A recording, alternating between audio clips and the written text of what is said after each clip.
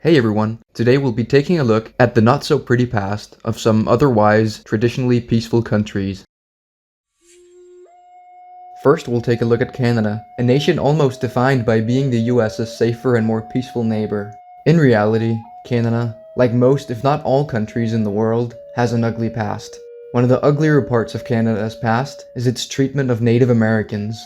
For instance, in 1876, the Indian residential schools were established. These were essentially cultural conversion camps that attempted to turn Native American children into English-speaking British Canadians.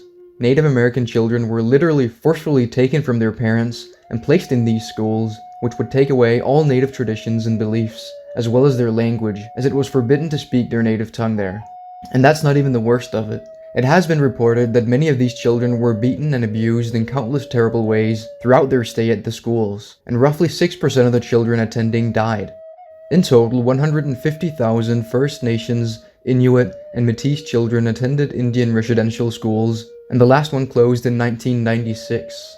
The history of these schools has in large part been pushed under the rug and hidden in history books, and it took till 2008 for Stephen Harper to finally issue a formal apology.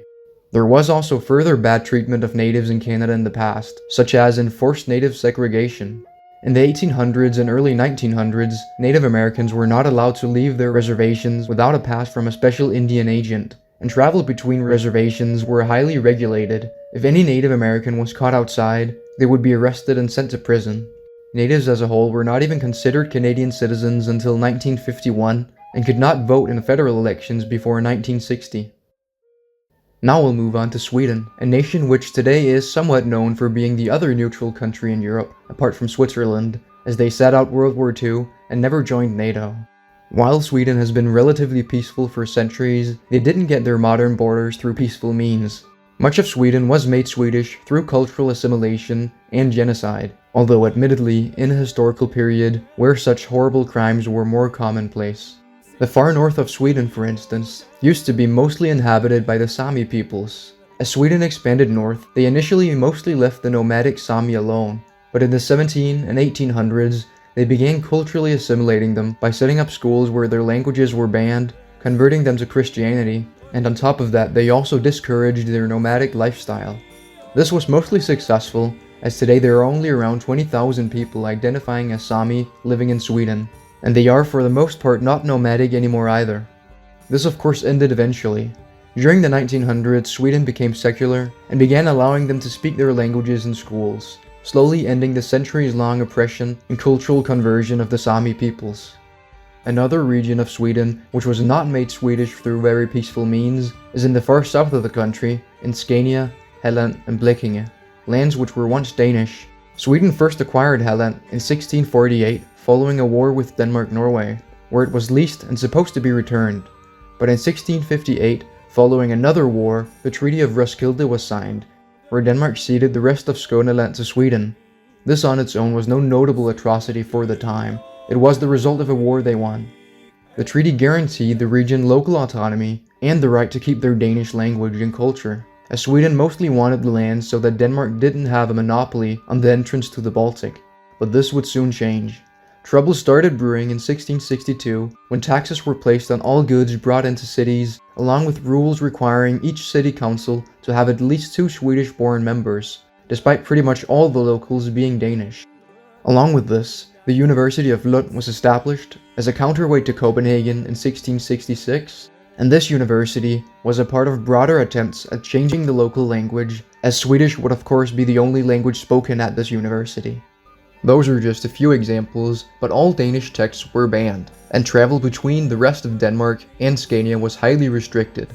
This all led to the locals being riled up and feeling oppressed, and so in the late 1670s, during the Scanian War with Denmark, the pro-Danish Snaphanerne, a militia group in Scania, aided the Danish invasion. This led to a campaign of capturing, torturing, and executing countless Scanians by the Swedish government, a campaign which can certainly be considered a genocide.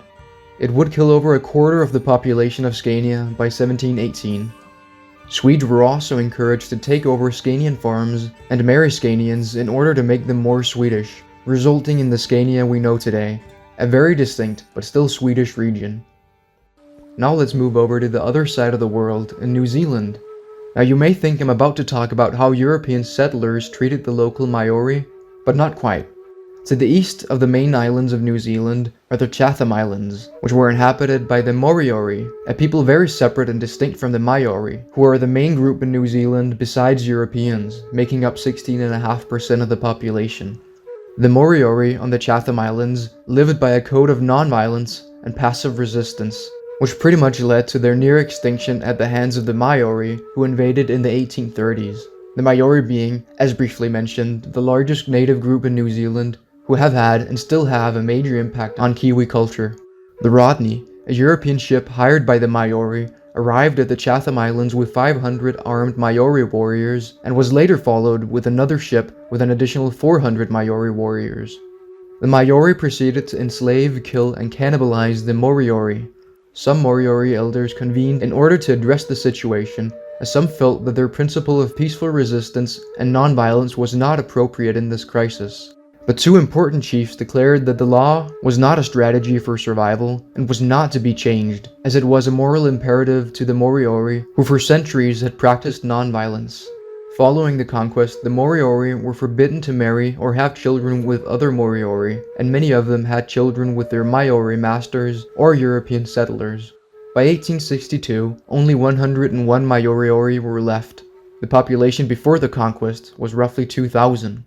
The last Moriori without mixed ancestry, Tommy Solomon, died in 1933. But today there are several thousand Moriori with mixed ancestry. And that's all for now. I hope you learned something new, and if you have anything to share, or if I got anything wrong, feel free to leave a comment. Also consider becoming a member if you want to support the channel. See you in my next video.